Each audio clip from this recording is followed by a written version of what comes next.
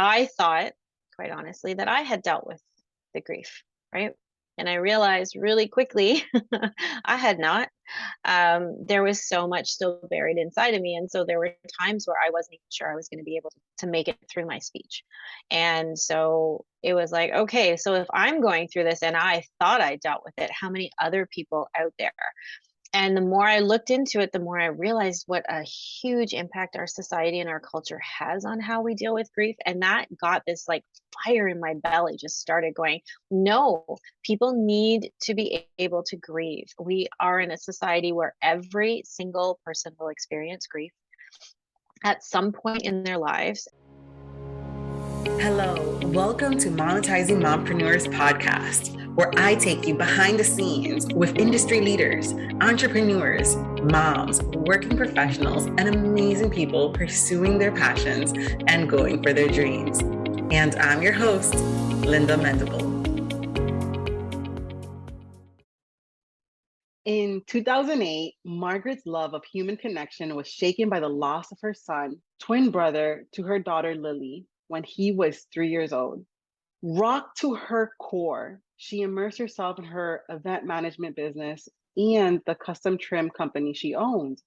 After a complete emotional breakdown, she realized that women can't just make grief go away the way society expects them to. In 2020, she founded Evolve, a coaching company to help women around the world honor their lives, emotions, and businesses while gracefully handling everything life throws at them. And she was determined to help her clients create their best lives, full of balance, passion, and purpose. Her 2021 TEDx talk opens the door to explore grief and inspired her to develop a transformational methodology that guides women in moving from messy through functional to empowered grief. Margaret supports individuals and companies through one-on-one coaching, team coaching, motivational speaking, customized workshops, and creating grief plans to help their employees who are suffering. Personal growth junkie and lover of funky shoes, Margaret loves road tripping with Lily and their mini, I am going to butcher that, mini Bernedoodle Yep. Daphne. Oh my gosh, Margaret, I am so sorry for your loss. But I just see such light with you. So thank you so much for being here on the show. And yes, I did this introduction with Margaret being here. She heard me through the whole thing. I You just did think great. You did great. thank you so much. So Margaret, tell us a little bit about your background and where you started. Oh goodness. So I have a very diverse background. I came to coaching only 3 years ago, but I have a background in event management, sales and marketing. And all throughout my career, I've always gravitated towards coaching and supporting and helping people become the best that they can be. I always took on leadership roles and management roles within the companies that I worked with. I've had two other companies in the past as well. I did an event management company where I created because I had clients knocking on my door while I was on mat leave who were saying they still wanted to work with me. So that I created out of, I guess, necessity to be able to work with the clients. And I closed that down. And then I had another company with my ex husband for about 4.5 years. And I've always been an entrepreneur by heart, always loved to be able to have an impact and follow what brings me joy and my purpose, which is what I like to do with my clients now. Really help the women that I work with, because I work primarily with female entrepreneurs and leaders within their field, to create their best life and really acknowledge where they're out of balance and help them find their passion and their purpose so that they can truly enjoy their lives. I've heard so many people talk over the years about, oh, I can't wait till I retire and then I get to do what I want. Well, why do you have to wait?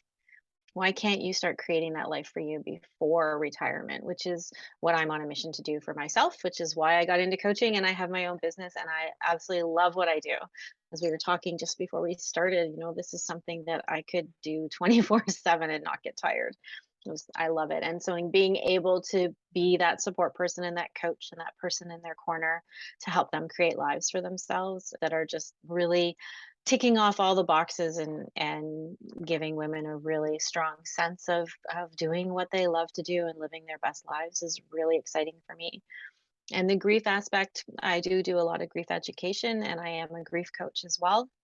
As you explained, I have my own sort of grief experience. Losing my son was one of them, and watching my daughter flourish is amazing and reminds me about how precious life is. I've had other things happen throughout my life. I'm divorced. I suffered 6 years of infertility. I've lost all my grandparents and an uncle. And so a lot of loss around death for me. But we can talk about this a little bit later, but there's grief is so much more than just death. And so when I did my TED Talk last year, I talked about grief through the eyes of my child. So watching my daughter grow up knowing about it and understanding that she'd lost a brother, and observing how she grieved so differently from how we as adults grieve in our society. So that actually inspired me to create a methodology, a transformational methodology that I use with the women that I coach to help move them through their grief and figure out ways to cope with it that's really genuine and authentic to them. So I think that answered your question. I mean, I have so many questions, and I am so Mhm, sorry for your loss and what you've gone through in your life. You know, we all go through tough things that are tough emotionally, and sometimes it could stay mhm, in our bodies and be tough physically, and could be mentally draining and really mhm, affect us, right, the way that we show up and the way that we have relationships, right? And 100%. whether we want to continue having relationships or want to continue opening up those avenues of connection, with people. So I can definitely understand how grief can hinder us in ways, and but also liberate us in other ways when we find a way to cope with it that best suits us in a healthy manner. And I like what you said about your daughter, that she really helped you build that methodology on Mhm. how to move past grief. So I have a couple of questions. And the first one, I'm going to go with the first one. And that is, how did you know this was your it thing? Like, how did you know, like, this is what you Mm. wanted to do? Well, a few different ways. One, it just everything seemed to start lining up in front of me about you need to talk here, you need to talk here. And the more I talked to people about, stepping into the grief space, the more support I got around. When I talked, I was approached by a few magazines to write for them because they liked what I was putting on social media. And so they talked to me about what I do. And as soon as the grief piece came up, they're like, oh my goodness, you need to write about grief.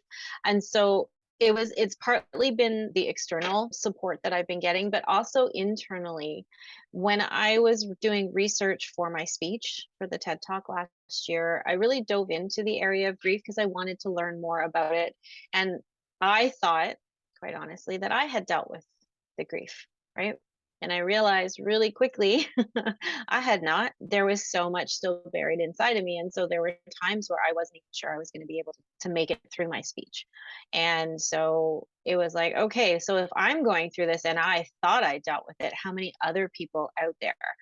And the more I looked into it, the more I realized what a huge impact our society and our culture has on how we deal with grief. And that got this like fire in my belly, just started going, no, people need to be able to grieve. We are in a society where every single person will experience grief at some point in their lives, and it may be catastrophic and it may just be a few little experiences, but we'll all experience it. And we don't have a culture that supports that. You go into, Latin American culture and they have the Day of the Dead and they surround the community and it's a village and they all mourn together and they support one another and grieving is allowed. Here in North America, our society, I'm going to be honest, it sucks at supporting people who are grieving. It's not okay 6 months after losing your husband to say you're still sad and for people to still find you sitting in your pajamas in your kitchen after 3 days of, not changing, because grief is individual and grief is unique and we all mourn in different ways. And we just have a society that, first of all, doesn't really give us space to grieve. It gives us very limited space. If you're at work, you might get 3 to 5 days off to go bury your husband or your child or your parent. And if they're outside of that immediate family relationship, you get less time. Doesn't mean your grief is any less, but you get less time, and then they expect you to come back and be that person that you were before, and you're not. You're never the same person. And so I think there was this fire inside of me that's like, I just want to educate people around grief. I want to let people know that it's not a one and done. You don't get over grief ever. Grief lives in your body forever. And it's how do you choose to move forward with it? And for some people, it's really hard to make that choice because you're stuck in the intensity of the grief. But just educating people that everybody's experience is different. You and I could both experience the same thing, and we will internally experience it very differently. And so that makes it kind of hard to pinpoint how do you help and how do we support, because everybody needs something different. But what I've learned is one of the best things we can do is just sit there and let people feel.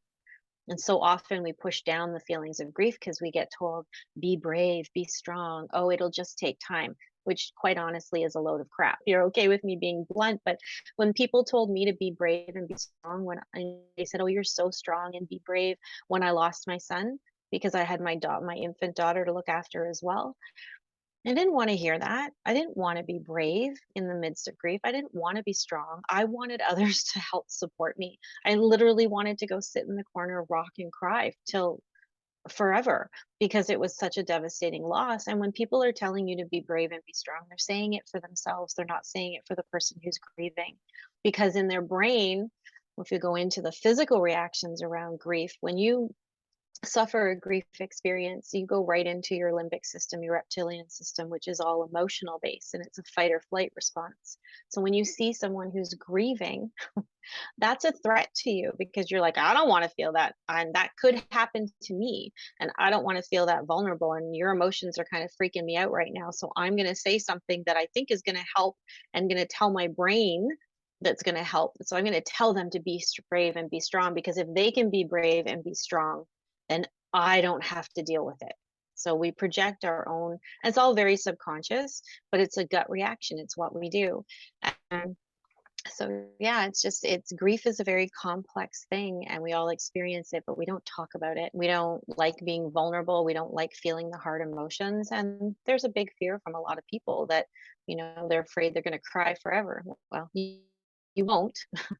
You'll cry for a long time, but you won't cry forever. There will come a stopping point where you'll be able to fall asleep, or you'll be able to not cry for the whole day. You can cry for half the day, and things will move through time, but it never goes away. And I think we just don't have enough open conversations around grief. And so that's really what's driving me forward in this space, is to really educate and help both individuals and companies understand what grief is, because there's a really big push right now and to support mental health within the companies. They all talk about stress and depression and anxiety, and those are great. We need to acknowledge those, but have you dug a little deeper to find out where they're coming from?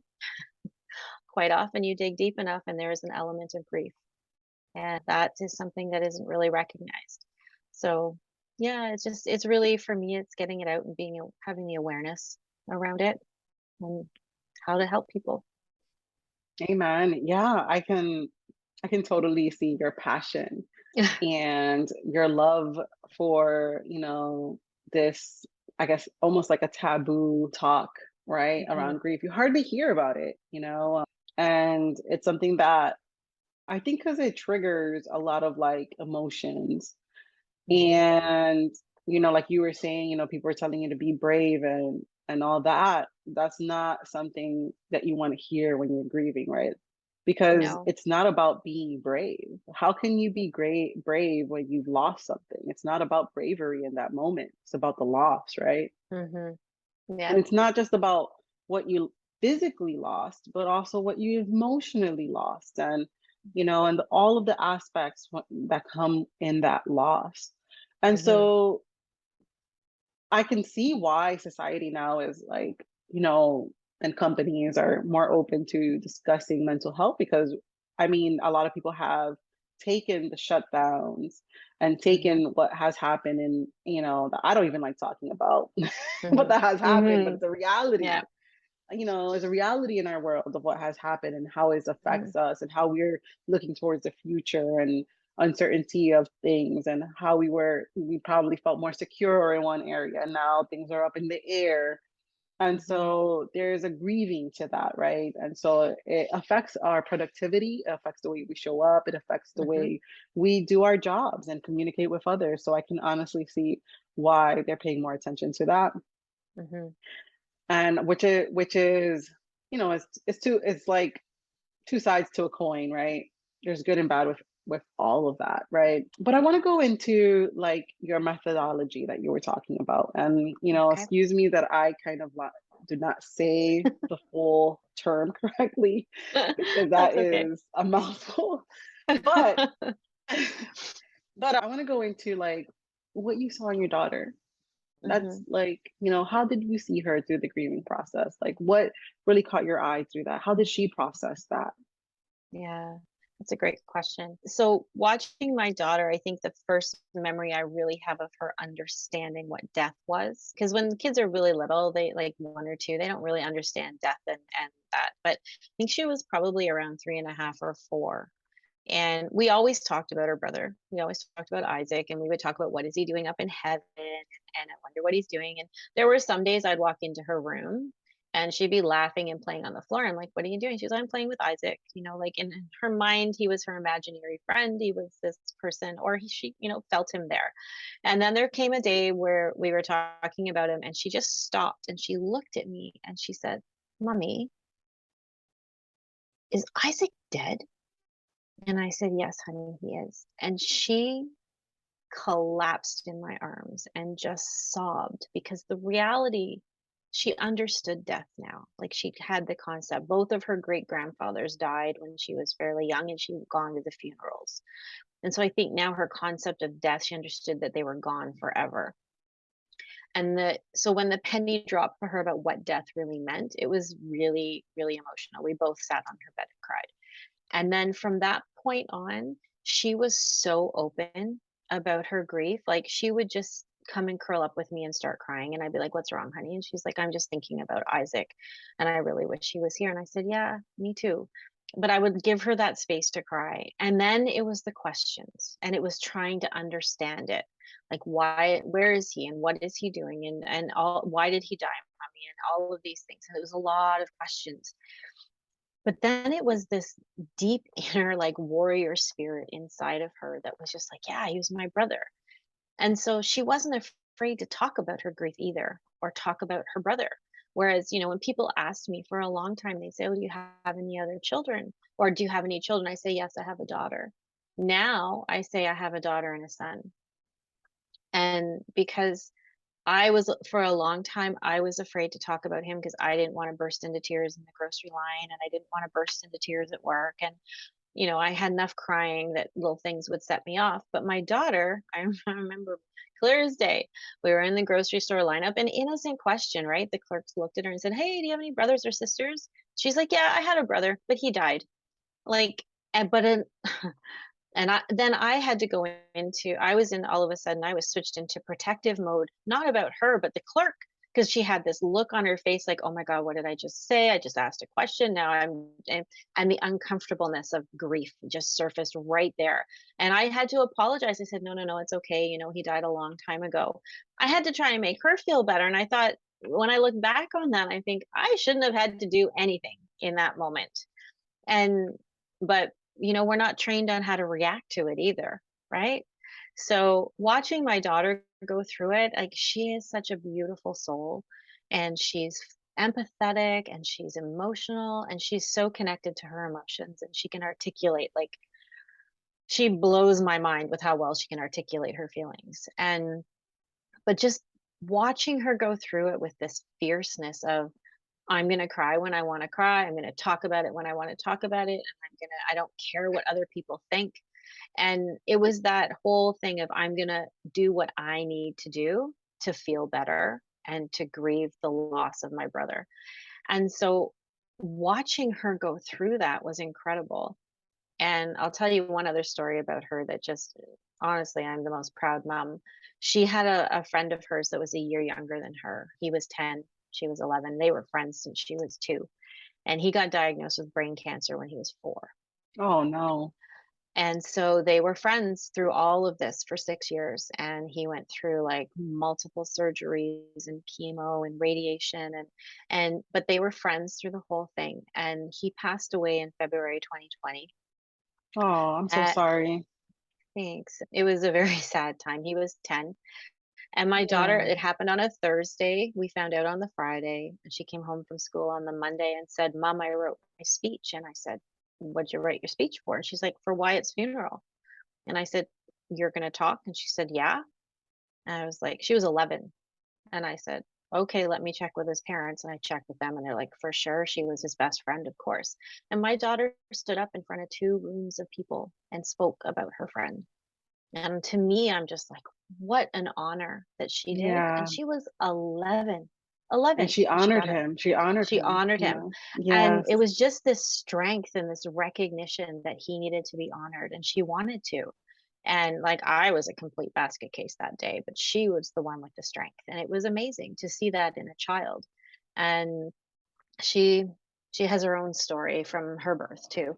But it was empowering to watch, like, for her to be feel so empowered to deal with grief the way she wants to deal with it.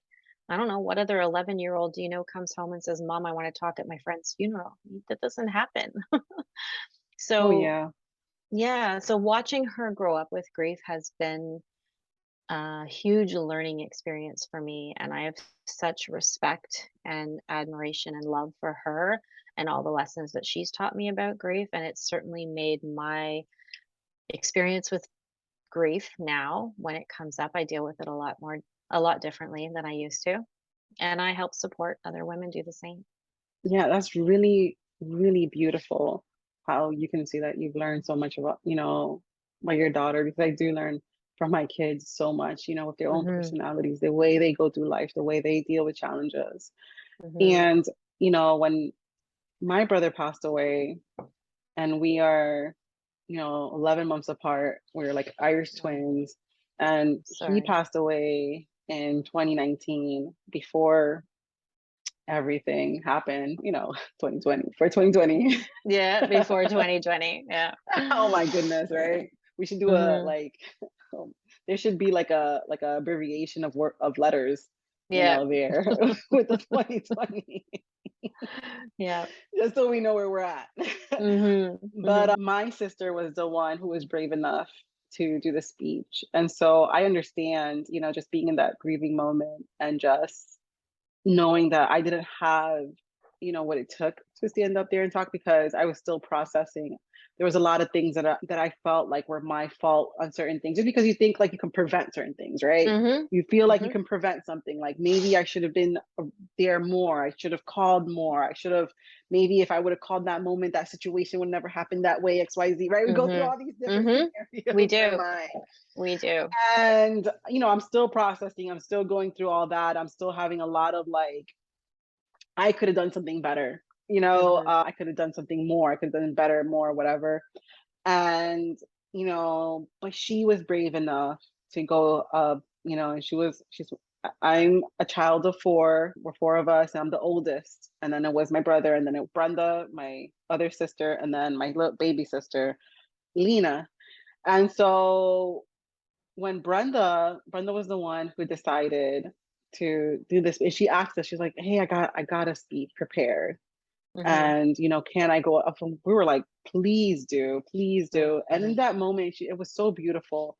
And I think it's special when someone has that courage to make that speech, to mhm, honor someone, because there were many people that came up and spoke and everything like that. I just couldn't do it because mhm, I was still just processing the whole thing, and I was the one who went to the church, who was doing some of the negotiations, mhm, mhm. speaking with everyone. What are we going to play? What are we going to, so I did Yep, that part. They sent me, like, as because they couldn't handle it. They're like, no, we yep, can't do it, Linda. So that's the part that I stepped into, which was mhm, very hard. It mhm. was so difficult. Yep, And so I was just wrecked with mhm, that moment, with that situation. And just so it was almost like living in a very surreal moment, and everything I could mhm, remember, every single moment, you know just because it was so unreal. mhm, This person's life, and like it was just so unreal. And I just think that that's truly beautiful what your daughter did, honoring her friend. She could have gone such a different direction. She mhm, went She went, even though they say to be brave, she Yeah. displayed bravery instead of saying, you know, instead of someone saying be brave and then you have to do this Mhm. facade of bravery. Like, no, you're where you're at, how you are, and it's okay, right? Mhm. How you're feeling, it's okay. The way that you're processing, it's totally okay. Right. And Mhm. I don't think we get told that, like, it's okay, you know, like, No. We and don't get told people that very alienate. often. No, Mhm. people alienate themselves, right? They disappear Mhm. because they don't know what to say. Mhm. Right? Because I think one of my loneliest places was in my grieving moments. And that's when we Mhm. really need more community than ever before. Mhm. But that was my experience. But I went Yeah. off in a tangent. But No, bringing that's it okay. back, and I want to discuss, I guess, like the Mhm. Methodology. method. Let's just say the method. The method. Yes, that's We'll call awesome. it the transformation method. The transformation method. Yeah. And yeah, because I don't think I'm 100% over, you know, because I already feel drained. I already feel a bit Mhm. down just speaking about grief, you know, Mhm. and everything like that, Mhm. you know. But these are conversations, yeah, they can be draining, but these are conversations that must be had, you know. And Yeah. so, yeah, 100%. take us through your method. So through watching my daughter and sort of doing some more research and stuff, I figured I had a look and I said, well, as you know, all of us go through this, but I've tried to position it around women because that's who I work with. And there's the initially that messy stage of grief where you're numb, your brain takes over. They call it grief brain. So you know when you've got mummy brain and you're confused and you're tired and all of those things, that's the same thing that happens when you experience extreme grief. You get grief brain. So you're tired, you can't make decisions, you're confused. It's like a coping mechanism, and you switch into survival mode, right? So those first couple of weeks, say someone's passed away, you know, and you would have experienced this with your brother. Those first couple of weeks, you're on survival mode. You're doing what you have to do. You're really not dealing with the sadness. You'll have moments, but you are just plowing through, right? And then, and that's normal. That's what we do. It's how we respond. Our body kicks into survival mode and we move forward, but we're really not aware of what's going on around us except for what's right in front of us. I So actually went through anger. that's common.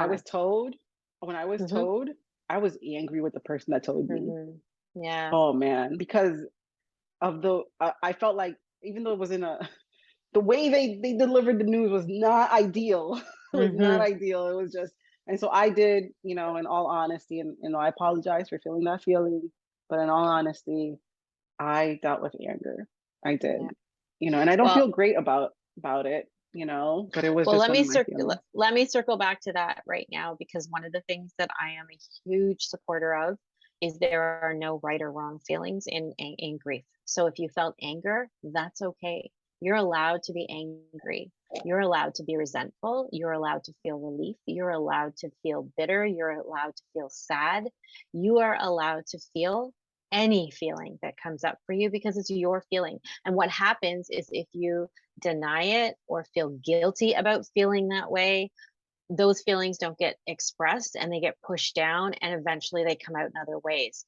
Like you're snappy, you know, you're really short-tempered with family members or whatever. You don't sleep very well. You get headaches. Your health isn't so great. You're having trouble making decisions. And a lot of that is all of this compressed, compounded feelings. And it's not just sadness.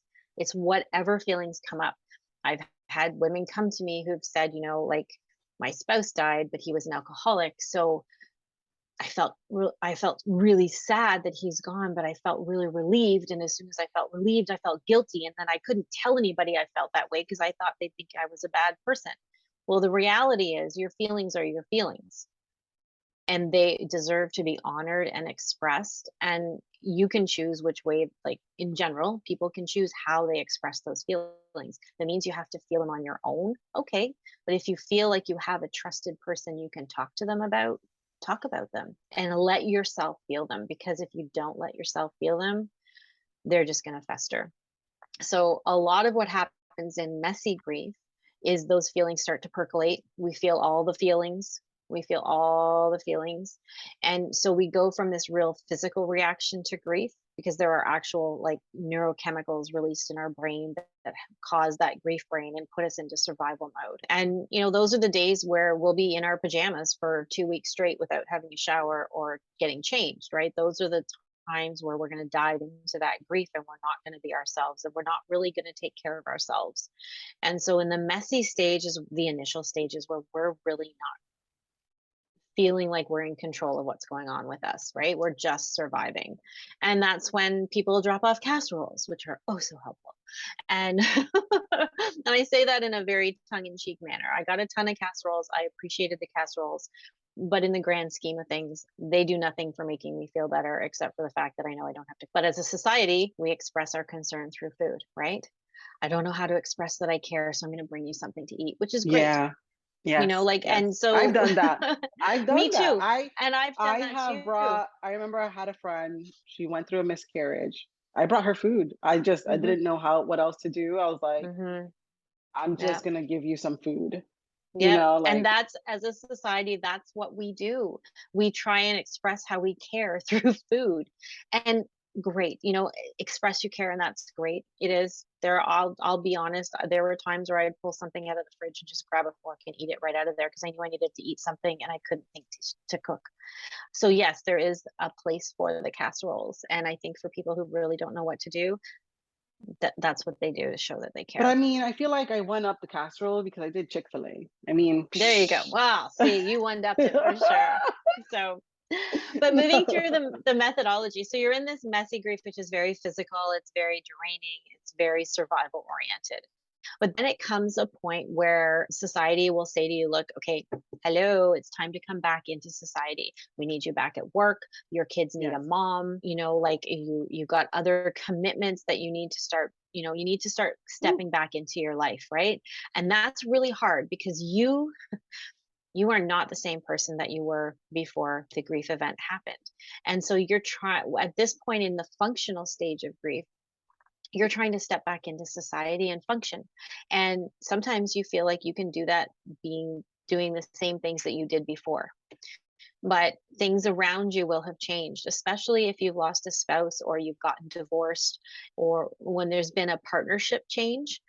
You will find that a lot of people who are in those couples groups really won't know how to handle to support you, because they don't want to upset you by inviting you to a couples night because now you don't have your partner, or b, if it was a divorce situation, maybe they chose the other side, and so your social support also changes, which makes a big difference. And you may not want to be around them either because it's too much of a reminder of what you've lost. So sure. that's So twofold, right? yeah. Yeah. So you're saying that the first method Hmm.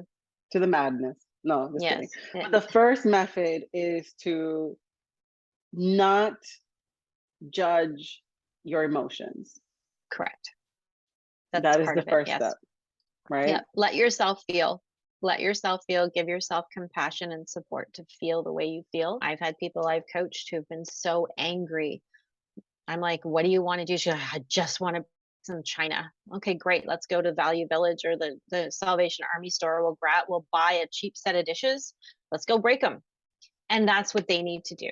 Other people are like, I don't want to talk to anybody. I want to, I just want to hibernate in my house, close all the doors and windows. Great. Okay. I'm going to check in on you every day, though, to make sure that you're still okay. People will deal with grief the way that they will deal with grief, and they know themselves best. The best thing we can do, though, is still be there, check on them, like physically go over and check on them, and even just sit with them and say, I have That's absolutely no good. idea. I have no I idea what think you're that's the best. feeling. Hmm. I think it's better than a phone call. A Like, hundred don't percent. call them. I mean, They I won't don't think answer. don't They won't call. answer the phone. No. No. And not only that, because I remember someone was trying, and everything that they said, because it was over the phone and you can't really have that everything that they Mhm. said was just completely off.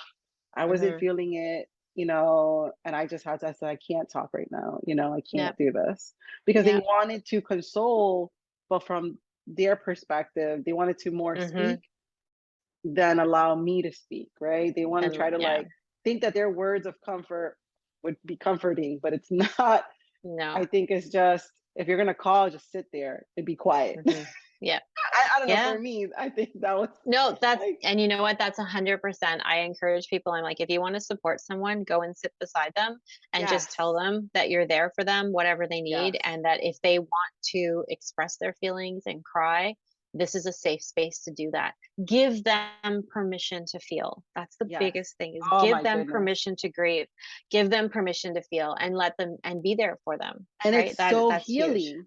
And It it's so is. healing. The physical presence of your friend being there, and just listening to you and saying, "Hey, Mhm. you don't look so hot," and just and allowing you, and even because that's what one of my friends did. Like, you do not look like you Mhm. look like you're going through some stuff, and I was like, I Mhm. am, I Yeah. am going through it, but it allowed me to just say it, and she just sat with me, and we went to a park, Mhm. and she just sat with me Yeah. and just listened to me, and that was the best gift that Mhm. anyone has ever given me Mhm. when it came through my own grieving process. So one of my questions was going to be, what can someone do to help Mhm. someone through their grieving process? I think we just discussed that, right? I think we just discussed that. Physically, Yes. physically be there. Don't do Yep. the phone call thing. It's going because they can't see you, they can't see your facial Mm-mm. expressions. The words are going to come out very differently than what you mean it to come out. And so Mhm. they're going to take it a different way because they feel like you don't understand. But Yeah. if you're there physically with them and you can see them and they can see you, it will help them to heal. Absolutely. And as the person who's grieving, you often don't know what to ask for either. And you don't want to inconvenience or upset or make Yes. someone uncomfortable. So when people say, "What do you need?" You're like, "Oh, I'm okay. It's okay." Yep. When Yep. really you might say, "I really need you to be here to just give me a hug." Like, I had a couple Yes. of really close girlfriends that came up when it happened for me, and they just sat there and literally I lay on their lap and cried. And that was the best thing that could have Yes. happened. And there was no talking, no judgment. It was Yes. just holding space for me to feel. And I think Yes. if that, the best support you can give to someone who is grieving is just to physically be there. You don't even have to talk. Yep. You know, you just need to give them permission to feel and express their emotions. And that is the biggest, biggest, biggest thing I think right now. And Yeah, and because then and they no feel judgment. seen. Yeah, they feel 100%. seen. Like I'm going can because sometimes you're like, man, no one knows how I feel, right? And you Mhm. can't express it. And when someone says, and I know this name, I don't know, for me it was like when she just came out, I knew how I was feeling. But when she came out and she said, man, you don't look so great, Mhm. it honestly took a weight off my shoulders. Like, man, she's seeing me. Mhm. Like I'm not alone in this. She sees where I'm at, and I'm trying to hold it together. But Yeah. so yeah. So thank Yeah. you for So, that, and I oh, hope you're our welcome. listeners can have that and take that away Mhm. because sometimes when someone is going through that grieving process, you don't know what to say, No. So and don't say anything. Just be there. just be Just there. be there and let them know that you're there for them. Just say, "I'm here for you, whatever you need." Yes. So, and keep being there, because what happens is after a few weeks or a few months, people drop off because the person who's grieving, if they're still grieving, others have moved on with their lives, right? Yes. It's not their grief, it's someone else's. And so it's still being able to be that person to continue to show up for them and be there for them. And it can be exhausting for other people too, right? And so but it's giving people the space to grieve the way they need to is really Yeah, important. of course. Of course, it can be exhausting, Yeah. Yeah. especially like if you know someone that has lost someone, it Mhm. may trigger things in you you 100%. know, Oh, and of what you course it may be will. going through. And Mhm. yeah. Yeah, absolutely. So, yeah. So after all that crazy physical survival mode, we move into the functional mode when people are getting back into society. They're moving back out there. They're trying to fit back into their jobs, their role. Oftentimes they're doing it sort of second nature because they know it, their body remembers how to do things, but they may not be physically present. This is the time when you're functioning where if you haven't really been dealing with your grief, where you start having meltdowns and those emotional eruptions and things are unstable and you're really not sure and you're trying to fit in and realizing that you're not the same person that you were before and the people around you aren't recognizing, are trying to fit you back into the mold that you were because they don't recognize that you've changed either, because outwardly you still look the same but internally you're very different. And so this functional stage is us trying to function in society, and a lot of people get stuck in that functional grief stage. They go out, they do it because they're not dealing with their grief properly, or not, I don't even like the word properly, they're not dealing with it effectively in a way that will allow them to move forward. Either they feel guilty for moving forward, or they don't know how to grieve, or they're afraid to grieve, and they bury it. A lot of people will just bury it and ignore it and hope that it'll go away. But then eventually what happens is you have this sort of pivotal moment. And some people will go backwards at that pivotal moment, and some people that will be the instigator for them to take the step forward into empowered grief. And so I don't see the progress in my stuff as linear. I think with grief we bounce all over the place, right? We may step back a little closer to messy and then move forward again. But once people have decided that, okay, I can't continue to go on this way, that's really the pivotal moment. Is like, I can't I can't continue to function this way. I cannot move forward this way, and I can't keep being this sad, or I can't keep, not showing up for my kids, or not showing up for my job, or not showing up for myself. Often showing up for ourselves is the last thing we think about. But there's that pivotal moment where you decide, okay, it needs to be different. How am I going to be different? And that's quite often the stage that I end up working with women, is because they've made this decision, like, okay, now what? Now what do I do? And a lot of it is in the empowered stage, is looking at, okay, what have you not dealt with? Let's deal with that, right? Let's feel those emotions. Let's release those emotions. Let's start exploring ways that are effective for you, that when you get triggered, because you will always be triggered, maybe not as often as the time goes by, but you will always be triggered. I still cry in the car if a song comes on, or I hear a quote Yeah, from they're a still book or gonna something. There's still yeah, it's times, still right? gonna And be so those moments. Yeah. exactly. And so, how do you, first of all, give yourself permission to feel those moments? How are you going to react in those moments? What is your game plan? Let's come up with some ideas. And understanding that your game plan might be in place, but it still may not work because you might be overcome with emotion. And so it's okay, let's tackle the grief and where is it at? But let's look at, how do you move forward with it? Take understanding what you've learned from the grief, that it is a part of you. How do you honor yourself? How do you honor that memory of the person, if you've lost a person, or the event that you're grieving over? What do you want to take forward with you and remember? Is it the picture of your mom? Is it her scarf because it smells like her perfume? Is it your husband's sweater that smells like him? Is it, a photo album? Or is it just a feeling like, I want to remember when we were really happy, or I want to remember how it made me feel when they smiled at me? Those are things I want to bring forward. So then it's like, well, what do you want to release? What do you want to let go of? Well, I want to let go of the bitterness, and I want to let go of the anger, and I want to let go of the guilt.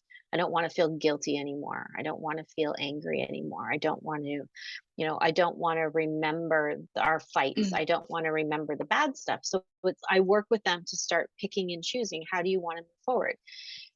And then it's like, well, now that you have an idea of what you want to bring forward with you, who do you want to be? Let's look at consciously creating this new identity for who you are. Who are you now that you've gone through the grief? Who do you want to be, and how do you want to show up in the world? And so we work a lot on identity. And it's not that you're a completely different person. There's all of you before grief is there, but now you have this experience that's been internalized. And so how do you want to be now? And for a lot of women, especially if they've lost a spouse, it's a time for them to step into who they are. I've had women start businesses and go traveling and do the crazy things they've never thought they would ever do. And others, it's just, I need to incorporate things into my life and be a different person in a different way. And sometimes it's, I need to find a new tribe of people to be around, because the ones that I had from my past are not supportive.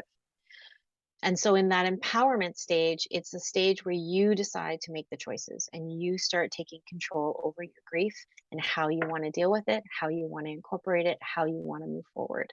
So that's the method, the transformational methodology is moving people through messy to functional to empowered grief and being able to give people the tools and the confidence to do these things for themselves. And, I also want to interject and say Mhm. that sometimes grief is not just about losing a loved one or losing No. someone around you. It can also be maybe losing yourself.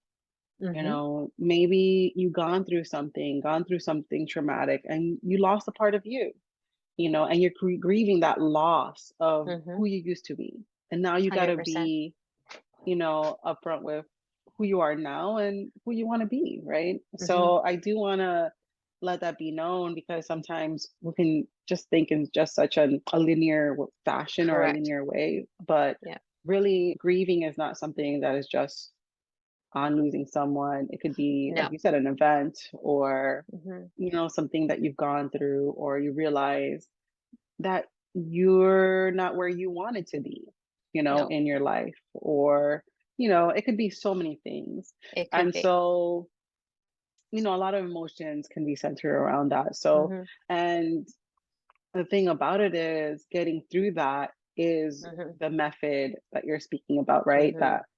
That can get you through and get you to that empowerment grief, right? That Mhm. level, that's where you want Mhm. to get to, right?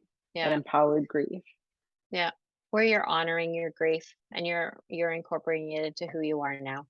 And you're giving room for that to be there. To speak to what you were just saying about the different types of grief, there are so many different things that can contribute to grief. It doesn't have to be just a death. It could be I didn't get the promotion that I was expecting. I was bullied as a child. I've been domestic. I have, a victim of domestic violence. I've struggled with infertility. I've had miscarriages. It could be any loss or change at all. And I've developed a grief scale that I do with my clients and I do in workshops. That's just 30 things, but I think I'm going to expand it to 50 where we go through and it's like all these events in your life that could have happened. And then you put them on the scale, like from 1 or 0 to 50 or 0 to 30. Where do you fall on that scale? And for a lot of people, they are absolutely blown away by how much they've experienced that could connect it to grief that they weren't even aware of. And I think bringing that to the forefront and bringing that to people's awareness is so important to understand the first steps of healing. Like, breaking up with your first love when you were in high school. There's a lot of grief around that. But how long did you actually give yourself time to feel that? Being bullied as a child, how long have failing your driver's license, not getting into your choice of college? Like all of these things are losses or disappointments. And there's an element of grief attached to them. And if you don't, because you don't recognize them as grief, you don't deal with them. And so it just piles up and piles up and piles up and piles up. And that's where the compounded grief becomes Okay. really So impactful. okay. So we've talked a lot of heavy stuff. And then what is one thing joyous or positive that you can leave us with? Oh, that to remember that you're not alone. It may feel like you're alone, but people really want to help. They just don't know how. And I think one of the things that I've learned going through my own grief journey and watching my daughter is just be there for yourself, let yourself feel, and trust that you will come out the other side. And you have a choice. You always have a choice in how you deal with your grief. It's not easy and it would take a lot of courage for a lot of people. But if you truly want to move forward, you have a choice in how you can do that. So that's sort of my positive for there is to let people know that they are empowered to have that choice. Amen. I would Mm. say order a pizza, get your favorite drink, watch a feel good movie. There you go. There you go. Let Just yourself honor to how you do feel. nothing. Yep. Just let Yep. yourself do nothing. Oh my gosh, thank you so much, Margaret. Mm. Where can people find you? Oh my goodness. Okay, so they can find me on my website at www.evolvecoaching.com, and there's no E on the end of evolve, it's EVOLV. evolvecoaching.com. I'm also on LinkedIn under my name, Margaret Dennis, and also under Evolve Coaching, and Instagram and Facebook. And yeah, so you can reach out anytime. Let me know what I can do to help you. And yeah, thanks very much. And thank you very much for having me today, Linda. I've really enjoyed our conversation. Oh, thank you so much for being here. I really enjoyed speaking with you. Thank you so much for tuning in. If you have a chance, stop by the website at unimaginable.com. Sign up for the Blog Cure, which is an awesome course that I created that will help you set up your blog or take your blog to the next level. And join us over at Monetizing Mompreneurs Facebook group. I just want to say again, thank you for listening. Thank you for listening. Thank you for listening.